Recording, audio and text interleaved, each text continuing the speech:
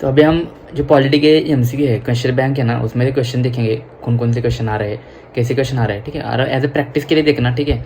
और काफ़ी अच्छी रिवाइज भी करूँगा उसके साथ, और स्क्रीन रिकॉर्डिंग पे डायरेक्ट देखते हैं, ठीक है। और एक बुक है ये, फ्री में भी मिल सकता है आपको, लेकिन मैं, ठीक है, आपको फ्री में मिल जाएगा, ये दिशा पब्लिकेशन का है। तो हमें सिर्फ प्रैक्टिस के लिए ये बुक कर रहे हैं, ठीक है, और रिवीजन के लिए।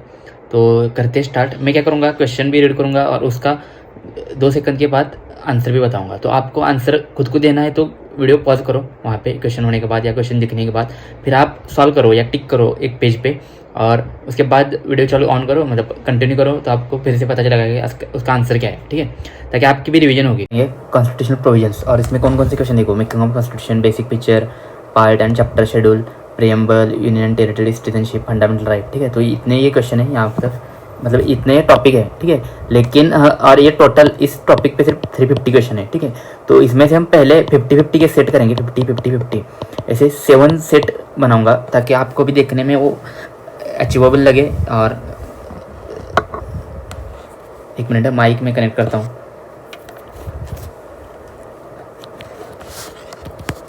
यहाँ पे माइक कनेक्ट हुआ है, तो आपको भी देखने के लिए वो अच्छा हो, और आप भी कवर कर सको। 50-50 क्वेश्चन आप कवर करोगे तो ये आपके टॉपिक भी कंप्लीट होंगे, और आपको थोड़ा लोड भी नहीं आएगा। और मतलब कितना भी बड़ा टारगेट हो, हम जितना वो क्रॉस करते हैं ना, मतलब उसके छोटे छोटे पीसेस करते हैं, तब वो हमें अचीव करने के लिए ज़्यादा टाइम नहीं लगता। इसलिए मैं ये 50-50 के सेट बना रहा हूँ, ठीक है। तो आपको भी यही सजेस्ट करूँगा कि आपका भी जो भी टारगेट है उसको छोटे छोटे पीसेस में कट करो और स्टार्ट करो, ठीक है। तो यहाँ से स्टार्ट होता है कॉन्स्टिट्यूशनल प्रोविजंस, ठीक है।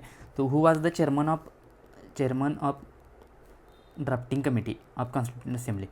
तो इसका आंसर है B.R. अम्बेडकर, ठीक है। तो ये आपको पता ही होगा। How many member of the constitution assembly signed the constitution of India. तो आप क्या करो, 2 सेकंड के लिए पॉज करो, उसके बाद वीडियो चालू करो, ठीक है। अभी आप आंसर टिक करो, मैं अभी बताऊंगा, लेकिन आप टिक करो। ऐसे वीडियो को आपको क्वेश्चन देखना है, उसके बाद पॉज करना है, क्वेश्चन देखना है, पॉज करना है, क्वेश्चन देखना है, पॉज करना है, ठीक है। तो आई होप कि आपने पॉज किया है और टिक किया होगा आंसर।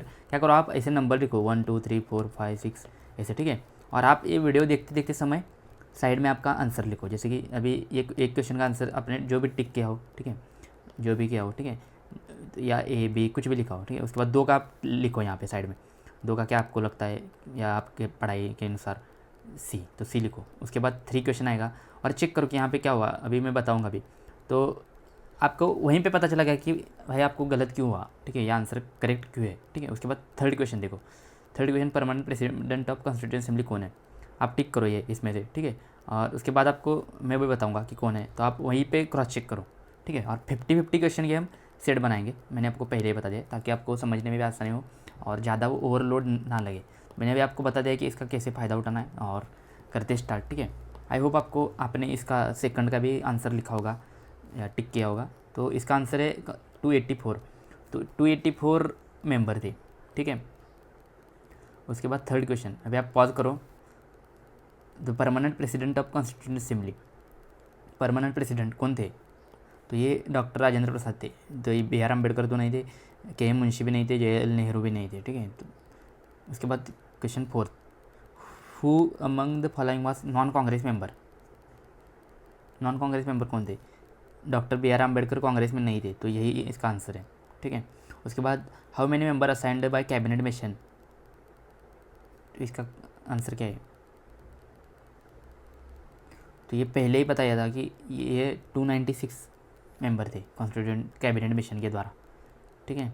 उसके बाद व्हाट वाज द ड्यूरेशन, तो ये तो आपको पहले से ही पता होगी कि कितनी ड्यूरेशन है, ठीक है। ये सिंपल याद रखना है इसे, 2-11-8, 2 मतलब 3 ईयर्स तो नहीं लगे और 2 ईयर लगे, 2-11-8 ऐसे। विच of the following give the idea of constituent assembly, मतलब जो कॉन्स्टिट्यूंट असेंबली है उसकी आइडिया किसने दी थी, Simon commission, Rajaji formula, cabinet mission, Wavell plan. Wavell plan तो नहीं था, ठीक है। उसके बाद राजाजी फार्मूला भी नहीं था, इसमें से 2 को ही तो होगा, टिक करो आपको जो लगता है। तो ये कैबिनेट मिशन ही था, लक्ष्मीकांत में ही इसका आंसर है, मतलब है सभी के आंसर लक्ष्मीकांत में ही है। The constitution of India was enacted on 26 November by, मतलब ये कॉन्स्टिट्यूशन इनेक्ट किया था मतलब किसने इनेक्ट किया था, कॉन्स्टिट्यूशन असेंबली ने किया था, पार्लियामेंट ने किया था, प्रेसिडेंट ने किया था, या ब्रिटिश पार्लियामेंट ने किया था। ब्रिटिश पार्लियामेंट तो नहीं था, उसने तो नहीं किया था, प्रेसिडेंट ऑफ इंडिया ने भी नहीं किया था, ठीक है। पार्लियामेंट ऑफ इंडिया भी नहीं, इन्होंने भी नहीं, तो कॉन्स्टिट्यूंट असेंबली इसका आंसर है।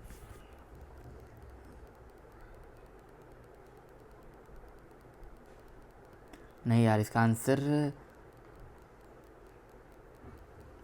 प्रेसिडेंट है, प्रेसिडेंट ऑफ इंडिया है, ठीक है। तो ये यहाँ पे मेरी गलती हुई है, प्रेसिडेंट ऑफ इंडिया है। मुझे भी लग रहा था कि कॉन्स्टिट्यूंट असेंबली है, लेकिन नहीं है, प्रेसिडेंट ऑफ इंडिया है, ठीक है। वेन डिड द, फिर भी आप थोड़ा क्रॉस चेक करो और मुझे बताओ, ठीक है। सिर्फ ये रट्टा मत लगाओ, आप भी थोड़ा कुछ क्यूरियोसिटी से देख लो, ठीक है। When did the constituent assembly meet for first time, तो ये तो पता है सबको, 9 दिसंबर 1946। Constitution of India completed by which of the following date, complete कब हुआ था, ठीक है। तो ये कंप्लीट हुआ था नवंबर 26, 1949, और इसी दिन ये इनेक्ट हुआ था। ये देखो, ये यहीं पे है, ये the proposal for framing the constitution of India by elected constitution assembly was made by, proposal for framing constitution of India by elected constituent assembly was made by, किसने ये किया था? ब्रिटिश कैबिनेट डेलीगेशन, ये इसका answer है। ये Cripps mission ने तो नहीं किया था, ये एक्ट ने तो नहीं किया था, ठीक है। साइमन कमीशन ने भी नहीं किया था। Who of the following has stated that constitution has not been set in right mould of federalism, ठीक है। 12, ये थोड़ा क्वेश्चन टफ ही है और इतना टफ क्वेश्चन आएगा भी नहीं, ठीक है। फिर भी इसका आंसर है ए के आयर, ठीक है। Of the following moved objective resolution, तो ये क्वेश्चन इंपॉर्टेंट है। ऑफ द फॉलोइंग मूड, ये जवाहरलाल नेहरू, इन्होंने ही किया था। Of the following moved the objective resolution in constituent assembly, Jawaharlal Nehru. 13 का बी, ठीक है। इसके बाद 14 question, 14 the member of include कर, number of member including in drafting committee, drafting committee में कितने मेंबर थे? ये भी थोड़ा टफ क्वेश्चन है, लेकिन इसका आंसर था 7, ठीक है। 7 मेंबर थे ड्राफ्टिंग कमेटी में। आपके नाम इसमें से किसी के भी नाम आपको याद है तो कमेंट में आप लिख सकते हो, ठीक है। 15 draft of Indian constitution assembly was prepared by, ये किसने किया था? ये तो ड्राफ्ट 15 का ड्राफ्ट किन्होंने किया था? अभी देखो, ड्राफ्ट हमें लगता है कि बी आर अम्बेडकर इन्होंने किया था, लेकिन नहीं भाई, ये आंसर है ना, इसका आंसर ये है, B N Rau, adviser to constitution assembly, इन्होंने ड्राफ्ट प्रिपेयर किया था, ठीक है। तो ये याद रखना अच्छे से, ये ऐसे, क्योंकि मुझे भी लगता था कि ये ड्राफ्ट भी इन्होंने किया था, लेकिन नहीं, ड्राफ्ट बी एन राव इन्होंने किया है, ओके। उसके बाद Jawaharlal Nehru prime minister consider following statement regarding composition of constitution assembly, composition of constitution assembly, तो इसमें से which of the following is correct, इन्होंने 4 ऑप्शन दिए हैं, ठीक है। The representative were to be selected from the 4 constituents, Hindu Muslim Sikh Christian, ये नहीं है, 4 नहीं थे भाई, 3 ही थे, ठीक है। 16 सी, ये देखो पहला ही गलत हो गया, ये गया, आंसर ही आ गया, क्योंकि ये 3 ही थे, ठीक है। Chairman of Indian constitution committee, chairman तो भाई वल्लभ भाई पटेल नहीं थे। स्ट्रेंथ ऑफ कॉन्स्टिट्यूशन असेंबली, हाँ ये 389 ये करेक्ट है। Drafting committee under consisted of 8 member, हमने इसके पहले ही देखा है, ड्राफ्टिंग कमेटी में कितने मेंबर थे? 7 मेंबर थे। तो ऐसे होता है, हम ये ऐसे क्वेश्चन करेंगे ना तो छोटे छोटे भी क्वेश्चन होते हैं, वो गलत नहीं होंगे, इसलिए मैं अभी प्रिपेयर कर रहा हूँ। और हम सिर्फ रीड करते रहेंगे तो वो ज़्यादा याद भी नहीं रहता, क्वेश्चन के थ्रू याद रहता है, ठीक है। Match list 1 with list 2, constituent assembly committees है इधर, और इधर उनके चेयरमैन है, तो यहाँ पे मैच करना है। स्टीयरिंग कमेटी कौन थे? Steering fundamental right sub committee, union constitution committee, provincial constitution committee. तो मुझे याद है प्रोविंशियल कॉन्स्टिट्यूशन कमेटी शायद सरदार पटेल, मैच करने का ट्राई करते हैं, ठीक है। उसके बाद steering committee Rajendra Prasad, okay. अभी ये आंसर कहाँ पे देखते हैं? ए का हमें ढूंढना है 2, और बी का ढूंढना है, नहीं बी नहीं, डी का ढूंढना है, 1। यहाँ पे A2 D1, ये देखो ए और सी में से कोई आंसर है, ठीक है। फिर भी देखते हैं अभी आगे क्या होता है इसमें से, ये तो दोनों में सेम है, ए का 2, डी का 1, ठीक है। अभी इसमें से ही कोई आंसर लगता है मुझे, फिर भी आगे देखते हैं कैसे सॉल्व करते हैं हम, ठीक है। उसके बाद fundamental right sub committee, B का 3 या 4 है, फंडामेंटल राइट बी का 3 या 4 है। और union constitution committee Jawaharlal Nehru या जे बी कृपलानी। तो मुझे लग रहा है कि यूनियन कॉन्स्टिट्यूशन कमेटी है, इनका जो चेयरमैन थे ये जवाहरलाल नेहरू थे। सी का 4, तो सी का 4 यहाँ पे है, तो मैं भी टिक करूँगा ये, ठीक है। तो देखते हैं भी ए क्या है, ये सही आंसर है भाई। स्टीयरिंग कमेटी है डॉक्टर राजेंद्र प्रसाद। तो ऐसे करना है हमें, ऐसा भी नहीं कि हमें चारों के चारों याद रहने चाहिए या चारों के चारों पता होने चाहिए। जैसे कि अभी इसमें जेबी कृपलानी मुझे कौन से कमेटी के चेयरमैन थे ये मुझे पता नहीं था, ठीक है यार, याद भी नहीं था।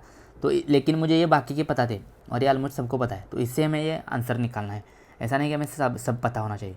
और इससे ही क्वेश्चन अभी मेरे +2 मार्क हो गए। तो ऐसे मैंने पहले आपको बताया था कि आपका बड़ा टारगेट है, छोटे पीस में कट करो और स्टार्ट करो, ठीक है। तो ऐसे ये करेक्ट आ गया भाई, तो ऐसे कॉन्फिडेंस बढ़ता है। अभी 18 क्वेश्चन दिखते हैं और हम इसमें 50 क्वेश्चन का सेट करेंगे, ठीक है, 50 क्वेश्चन तक कंप्लीट करेंगे। और आपको मज़ा आ रहा है तो वीडियो को लाइक करो, ठीक है, और सब्सक्राइब करो। और भी आपको कौन से जो टॉपिक चाहिए वो कमेंट करो, ठीक है। स्टार्ट करते हैं हम फिर से 18 का question. Doctor Sachchidanand Sinha was elected as provincial president of constituent assembly. H C. Mukherjee was elected as vice president of constituent assembly. ये भाई मुझे तो 18 का सी है, दोनों भी सही है। Sachchidanand Sinha was elected as provincial president of constituent assembly. जो कॉन्स्टिट्यूंट असेंबली थी, ठीक है, उसके जो प्रोविंशियल प्रेसिडेंट थे वो सच्चिदानंद सिन्हा ही थे, ठीक है। और H C. Mukherjee was elected as vice president of constituent assembly. ये याद रखना, ठीक है, क्योंकि सबको पता है प्रेसिडेंट कौन थे, लेकिन ये वाइस प्रेसिडेंट कौन थे ये किसी को पता नहीं है, तो ये थोड़ा याद रखना, ठीक है। अभी ये देखो, ये भी क्वेश्चन थोड़ा टफ लग रहा है मुझे। Rajasthan princely state, first vice president of constituent assembly, ये तो हमें पता है एच.सी. मुखर्जी थे, ठीक है। तो एक का चार ये देखो एक जगह ही है, तो यही आंसर है। लेकिन मुझे बाकी के 3 कहाँ थे पता नहीं है, लेकिन फर्स्ट वाइस प्रेसिडेंट कौन थे ये याद रखना भाई, H C. Mukherjee. Originally Congress member of draft committee, ये मुझे पता नहीं था। उसके बाद चेयरमैन ऑफ कॉन्स्टिट्यूशन कमेटी, हाँ ये पता था, डी के 2, लेकिन बाकी के 2 पता नहीं थे। तो ऐसे भी है, 1 या 2 हमें जो पता है उससे भी आंसर निकल सकता है। अभी मैं छोड़ने वाला था ये क्वेश्चन, लेकिन नहीं भाई, थोड़ा ट्राई करने के लिए देखा तो करेक्ट आ गया। Consider the following statement about judicial system introduced by the British in India. Judicial system, उसके बारे में क्वेश्चन है। Judiciary unified in India, British established new system of law through the process of enactment and relative interpretation of custom law in general British standard of custom law. ये भी थोड़ा question tough है भाई, जाने देते हैं इसको, ठीक है। Which of the following statement about the formation of constituent assembly, क्योंकि भाई ऐसा क्वेश्चन PYQ में नहीं है, तो क्यों फिर मातापत्ती करता है वो, क्या जो हिंदी में बोलते हैं वो इजी क्वेश्चन करते हैं ना, मतलब जो आने के चांसेस है। जैसे कि ये क्वेश्चन ये आ गया है, तो ये भी देखना पड़ेगा हमें। Which of the following statement about formation of constituent assembly is correct, ठीक है। The member of constituent assembly were chosen on the basis of provincial election in of 1946। Constituent assembly did not include representative from princely state, ये तो गलत है, princely state से भी member थे, ठीक है। To discussion within the constituent assembly were not influenced by opinion expressed by the public. The discussion within the constituent assembly were not influenced by opinions expressed by the public, ये गलत है, क्योंकि discussion में influence होना चाहिए था public का, public के ओपिनियन का, ठीक है। तो ये सेकंड थर्ड गलत है, सेकंड थर्ड गलत। अभी इसमें से कोई तो एक है। In order to create sense of collective participation submission were solicited from public, और ये पहला है। Member of the constituent assembly were chosen on the basis of provincial election. अब अभी मुझे इसका आंसर लग रहा है डी, तो देखते हैं क्या है आंसर इसका, ठीक है। क्वेश्चन कौन सा है, 21 का डी है भाई। Member of constituent assembly were chosen on the basis of provincial election 1946, ये भी करेक्ट है। और in order to create sense of collective participation submission were solicited from public, तो ये भी बराबर है, ठीक है। तो इसका आंसर यही है डी, क्योंकि ये सेकंड और थर्ड गलत है, ठीक है। कॉन्स्टिट्यूंट असेंबली ऑफ इंडिया, अभी देखो ये भी रिपीटेड क्वेश्चन है, मतलब तो यूपीएससी ने पूछा हुआ है, तो देखेंगे हम। Constituent assembly of India converted to prepare constitution of India appointed sub committee headed by Gopinath Bardoloi, तो ये भी क्वेश्चन थोड़ा टफ है, फिर भी देखते हैं हम क्या है। छोड़ते भाई, क्योंकि इसके बाद मतलब 2013 के बाद तो यहाँ ऐसा कुछ क्वेश्चन नहीं है। 23 क्वेश्चन, हाँ ये थोड़ा अच्छा लग रहा है, मतलब और रिपीटेड भी है, तो देखते हैं। अभी देखो एच.सी. मुखर्जी, क्या बोला था मैंने, H C. Mukherjee vice chairman of constituent assembly, ठीक है। उसके बाद B.R. अम्बेडकर इसमें से कौन है, member of drafting committee, chairman of constituent assembly, chairman of drafting committee. यार सी का तो 4 है, सी का 4, ठीक है। उसके बाद बी का 1, member of drafting committee Krishnamacharya, ठीक है। अभी राजेंद्र प्रसाद कौन थे, मतलब चेयरमैन ऑफ कॉन्स्टिट्यूंट असेंबली थे या चेयरमैन ऑफ ड्राफ्टिंग कमेटी थे। B.R. अम्बेडकर तो भाई चेयरमैन थे अब ड्राफ्टिंग कमेटी, ऐसा मुझे लग रहा है, फिर भी देखते हैं। ठीक है, इंद्र प्रसाद, राजेंद्र प्रसाद, ये चेयरमैन ऑफ कॉन्स्टिट्यूंट असेंबली थे। यार मैं यहाँ पे कन्फ्यूज हो रहा हूँ, आप भी थोड़ा ट्राई करो। हाँ, अभी मैं जाऊँगा किसके साथ, चेयरमैन ऑफ ड्राफ्टिंग कमेटी के साथ ही जाऊँगा। गलत हो गया तो गलत हो गया, देखिए क्या होता है। Chairman of drafting committee, chairman of drafting committee, हाँ chairman of drafting committee, D का 3 ए। देखते क्या आंसर सही है या गलत है। 22 का डी गलत आ गया मेरा। 22 नहीं, ये क्वेश्चन है 23 है भाई। 23 ये गलत, सही है भाई, ठीक है ना। तो ऐसे है भाई, थोड़ा हमें डर भी लगता है, वहाँ पे भी हमें थोड़ा रिस्क लेनी चाहिए, थोड़ा ट्राई करना चाहिए। गट पे फीलिंग है, उस पर भरोसा रखना चाहिए। मुझे लग रहा था भाई कि इसका क्या गया। बी आर अम्बेडकर ये चेयरमैन ऑफ ड्राफ्टिंग कमेटी थे, ठीक है, ये चेयरमैन ऑफ कॉन्स्टिट्यूंट असेंबली नहीं थे। Chairman of constituent assembly doctor Rajendra Prasad थे, ठीक है। तो ये थोड़ा याद रखना, अभी मैं भी अच्छे से याद रखूँगा। राजेंद्र प्रसाद कॉन्स्टिट्यूंट असेंबली, ठीक है। उसके बाद 24 draft constitution framed only provide machinery for government of the country, it is not contrivance to install in. क्या है भाई ये भाई कुछ पैसेज है, और ये किसने दिया है ये पूछे है, ये छोड़ते हैं, इतना टीप नहीं कोई पूछता, ठीक है। Who among the following was not member of drafting committee, who among of the following not member of drafting committee के मेंबर कौन नहीं थे। एम के गांधी नहीं थे, ये सिंपल क्वेश्चन है। बाकी के थे, और कितने मेंबर थे ड्राफ्टिंग कमेटी में, 7 ही थे। Consider the following statement about preamble of the constitution and state which of the above are correct with the help of given code. इसमें से कौन कौन से स्टेटमेंट करेक्ट है ये हमें देखने हैं, ठीक है। Objective resolution proposed by Pandit Nehru ultimately become preamble, ठीक है। उसके बाद it is not justiciable in nature, preamble के बारे में है, ठीक है। Not justiciable, can not be amended, it cannot override the specific provisions of the constitution. It can't be amended, ये तो गलत है, ठीक है, क्योंकि अमेंड किए है। उसके बाद तो थर्ड जिसमें है वो गलत आएगी स्टेटमेंट, ये तो एक ही एलिमिनेट हुआ उसके, ठीक है। Objective resolution proposed by Pandit Nehru ultimately become preamble, तो ये सही है, ठीक है, क्योंकि जो रिजोल्यूशन था वही प्रेम्बल बाद में बना है। तो ये तो भाई सब में ही है, तो इससे कुछ ज़्यादा फायदा नहीं हुआ। It is not justiciable in nature, तो ये सही है स्टेटमेंट, ठीक है, क्योंकि ठीक है। उसके बाद can't override the specific provisions of the constitution, ये फोर्थ स्टेटमेंट गलत लग रहा है, ठीक है। और थर्ड भी गलत लग रहा है, थर्ड ये एलिमेंट होता है। Fourth can't override the specific provisions of the constitution, ये गलत है फोर्थ, तो इसकी वजह से आंसर लग रहा है ए। 26 का ए नहीं यार, 26 का बी है। इट मतलब 1 to 4 आंसर है इसका, यानी कि it can't override the specific provisions of the constitution, ठीक है। और अभी इसका रेफरेंस क्या है, केशवानंद भारती केस में क्या हुआ था,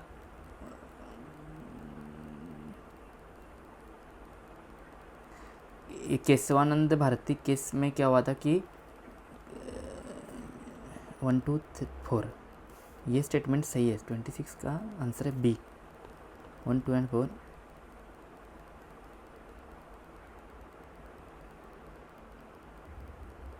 थर्ड तो गलत आ गया, तो ये हो गया। उसके बाद 1 to 4 इट कंसिडर्ड प्रियम्बल, यार यहाँ पे क्या हुआ है 26 का क्या भी केस,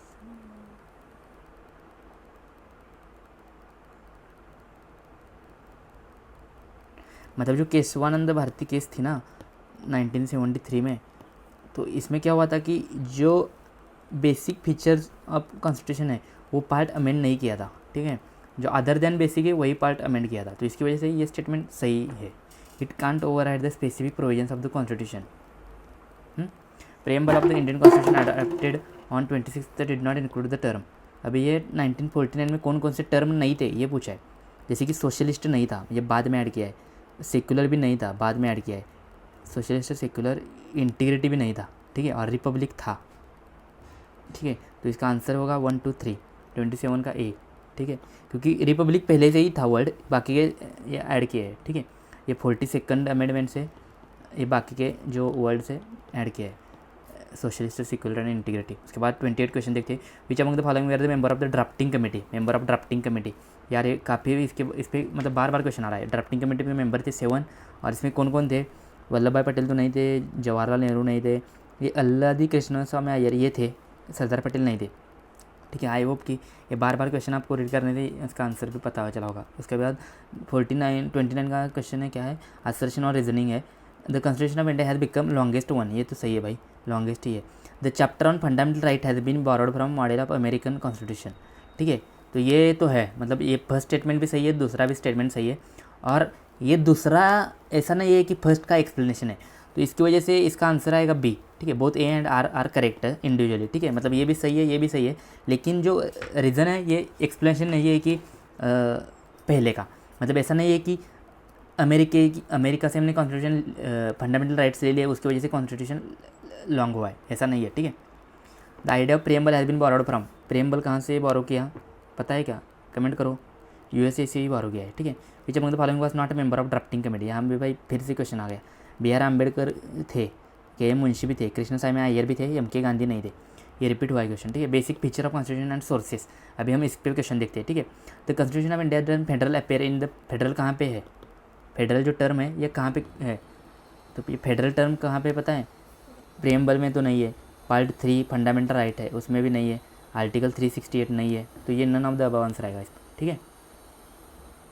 और ये टर्म है पार्ट 1 में, टर्म है ये पार्ट 1 में, ठीक है, ये भी याद रखना, पार्ट 1 आप कॉन्स्टिट्यूशन ऑफ इंडिया इसमें टर्म है वो।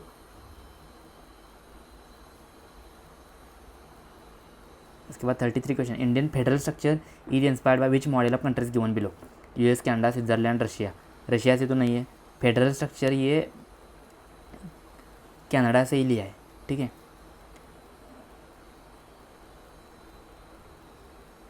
उसके बाद 34 question, India has borrowed the concept of fundamental right from, ये तो भाई सबको पता है, यूएसए से ही लिया है फंडामेंटल राइट।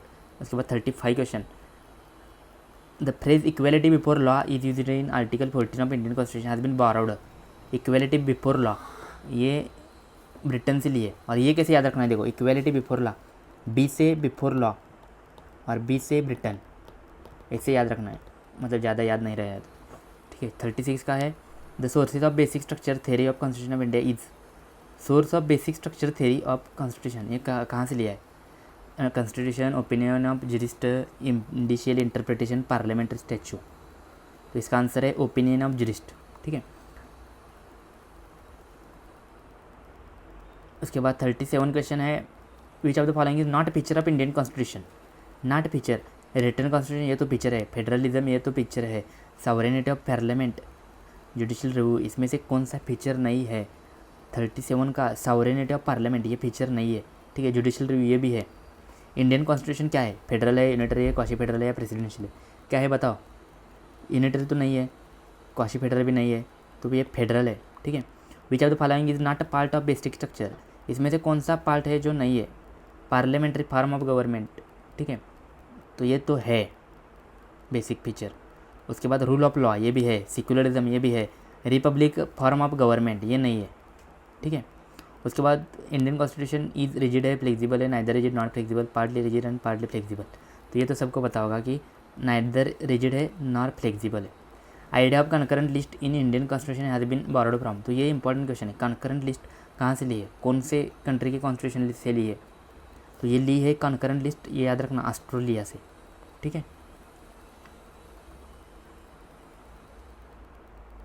उसके बाद 42 question, idea of DPSP in the Indian constitution has been taken from, DPSP ये तो सबसे इजी क्वेश्चन है, बेचाड़ का है, आयरलैंड से लिए हमने, ठीक है।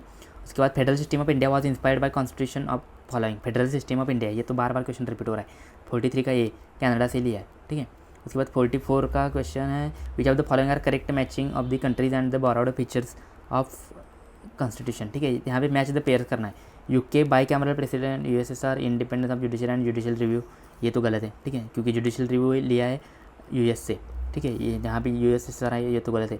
5 ईयर प्लान ये भी ऑस्ट्रेलिया नहीं है, ये रशिया है, यूएसएसआर है, तो ये टू गलत, 3 गलत, 2 और 3 जहाँ पे भी है गलत कर दो, ये देखो आंसर आ गया सी, 44 का सी। तो ऐसे यार इजी है आते ही क्वेश्चन, बस खुद मतलब जो थोड़े जो बेसिक पार्ट है ना ये आपको पता होना चाहिए फिक्स, इसलिए ये मैं बेसिक पे ही ध्यान दे रहा हूँ। यूके बाई कैमरा पार्लियामेंट ये तो सही है, मतलब ये सही आ गया, हमें बस जो इंपॉर्टेंट है वो अच्छे से पता था, जैसे कि फंडामेंटल या क्या इंडिपेंडेंस ऑफ जुडिशरी यार, जुडिशियल रिव्यू कहाँ से लिया है, ये यूएस से लिया है। तो इसकी वजह से दो जो स्टेटमेंट है ये गलत होगा, तो ये दो जहाँ पे भी है मैंने वो गलत किया। उसके बाद ऑस्ट्रेलिया 5 ईयर प्लान, ये भी मुझे पता था कि ये रशिया से लिया है, तो इसकी वजह से ये भी थर्ड स्टेटमेंट गलत किया, तो आंसर ये रहेगा which of the following statement about the constitution of India is are correct. तो ये 45 क्वेश्चन है, ये कौन सा करेक्ट है। Popular sovereignty and adult franchise are the basic feature of constitution. उसके बाद constitution in so far as the division of power between centre and state is constitution is rigid. Constitution recognises interdependence of civil and economic rights. Constitution mention direct control by people such as referendum, initiative and recall. तो इसमें से कौन से statement सही है वो हमें देखने हैं, ठीक है। तो इसमें से यार popular sovereignty and adult franchise, popular sovereignty and adult franchise, ठीक है, मतलब ये इलेक्शन के बारे में, are the basic feature of the constitution, तो ये तो सही है, ठीक है, तो ये एक तो सही है, तो ये सिर्फ एलिमेंट हुआ, ठीक है। Constitution in so far as division of power between centre and state is concern is rigid, तो ये भी सही है, रिजिड ही है भाई, सेंटर और स्टेट में जो भी पावर डिवीजन है वो रिजिड ही है। Constitution recognises the interdependence of civil and economic rights, तो ये भी सही है, ठीक है। उसके बाद constitution mention direct control by the people such as referendum, initiative and recall, तो ये मुझे गलत लग रहा है, ठीक है, क्योंकि ये डायरेक्ट कंट्रोल नहीं है, तो इसका आंसर आएगा 44 का सी, 44 का सी आएगा, 45 का आएगा डी, ये ठीक है 1 2 3। 46 का consider the following statement, Indian constitution क्या है, अनरिटन है, अनरिटन तो नहीं है भाई, रिटर्न है, तो ये तो गलत हो गया, इज रिटर्न कॉन्स्टिट्यूशन, ये सही है, तो एक यहीं पे भी है, जहाँ पे भी ऑप्शन में वो एलिमेंट कर दो। उसके बाद दो तो सेम है, 3 और 4 में से ही कौन सा तो एक दिखना, इस gift of British parliament, gift कैसे होगा भाई ये, तो ये गलत है, is largely based on the government of India act 1935, ये सही है, तो 2 और 3। 46 का बी, गिफ्ट दिया होता उन्होंने तो इतना हमें हिस्ट्री पढ़ने की क्या ज़रूरत थी, इतनी हिस्ट्री क्रिएट कर दी है, उसकी वजह से तो इंडिपेंडेंस मिला है। 47 इमरजेंसी प्रोविज़न, यहाँ पे मैच द पेयर से कहाँ से क्या लिया है, DPSP आयरलैंड से लिया है, ठीक है, डी का आएगा 1। उसके बाद फंडामेंटल राइट US से लिया है, बी का आएगा 3, ठीक है, बी का आएगा 3, अभी बी 3 और डी 1 कहाँ पे है, देखो बी 3 डी 1, मतलब ये बी और सी में से आएगा, और ए 2 या 4 है, ए 2 या 4 है, UK या जर्मनी, और पार्लियामेंट्री सिस्टम कहाँ से लिए है, UK से लिए, तो सी का आएगा 2, इसमें से ये हमें इसमें से ढूंढना है, सी का आएगा 2, तो आंसर आएगा सी, 47 का सी, इमरजेंसी प्रोविज़न, ये याद रखना, ठीक है। और ये कैसे याद रखना है, देखो इमरजेंसी प्रोविज़न, ये वाई है और जर्मनी, इसके भी एंड में वाई है, तो ऐसे याद रखना है। फंडामेंटल राइट तो भाई पता ही होना चाहिए, फंडामेंटल है USA से लिया है, पार्लियामेंट्री सिस्टम ये UK से ब्रिटेन से लिया है, उसके बाद DPSP ये आई से आयरलैंड, ये याद रखना, ठीक है। ऐसे निमोनिक विमोनिक भी मैं आगे बताऊंगा, लेकिन जब वो क्वेश्चन आएंगे तभी मैं बता पाऊंगा, पहले ही सब बता नहीं पाऊंगा, ठीक है, तो इसलिए आपको वो सीरीज़ फॉलो करनी पड़ेगी कंटिन्यूसली, ठीक है। Consider the following statement, salient feature of the Indian constitution provided for, salient feature of the Indian constitution provided for single citizen for the whole India, ये सही है। Strictly federal form of government नहीं है, strictly नहीं है। Unique blend of rigidity and flexibility, ये है, तो इसका आंसर आएगा D. Which of the following are considered as part of basic structure, basic structure में क्या क्या है वो हमें देखना है। Republic and democratic form of government, उसके बाद सेक्युलर कैरेक्टर, ये तो सही है। Division between fundamental right and DPSP, ठीक है। Federal character of the constitution, ये भी सही है, बस ये रिजिड फेडरल कैरेक्टर नहीं है, ठीक है, तो 4 भी आएगा। उसके बाद रिपब्लिक एंड डेमोक्रेटिक फॉर्म, ये भी आएगा, रिपब्लिक भी है, डेमोक्रेटिक भी है, सेक्युलर भी है, ठीक है। Division between fundamental right and DPSP, ये नहीं है, ठीक है। 49 का आएगा डी, ओके। उसके बाद 50 क्वेश्चन लास्ट देखते हैं। Which of the following feature of the government system are essential feature of parliamentary government system, parliament government system के कौन कौन से फीचर्स है। Presence of nominal and real executive, membership of minister in legislature, उसके बाद separation of power between union and state government, independent judiciary system, ठीक है। तो ये पॉज करो और क्वेश्चन देख लो, क्योंकि मतलब सॉल्व करो, क्योंकि इंपॉर्टेंट क्वेश्चन है। पार्लियामेंट्री सिस्टम, उसके फीचर कौन कौन से है।